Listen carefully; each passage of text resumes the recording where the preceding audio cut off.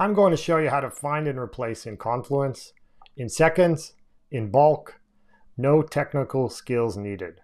I'm Stavros, a co-founder of Easy Apps. Let's get started. Search for Space Content Manager within the Atlassian Marketplace, either inside the app or to go directly on the web to the Atlassian Marketplace. Once it's installed, you can open it in the left-hand side menu.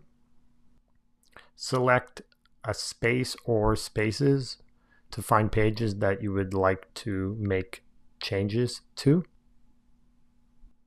Click on the Find and Replace tab.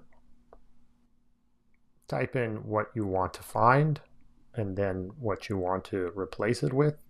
In this case, we are changing the name of one of the buttons in our documentation.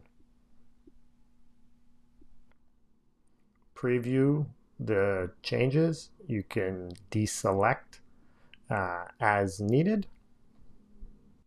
Click Replace when you're happy, and you will get a confirmation of the changes. That's it. Find and Replace is one of a bunch of features that comes with Space Content Manager. You can try Space Content Manager for free from the Atlassian Marketplace.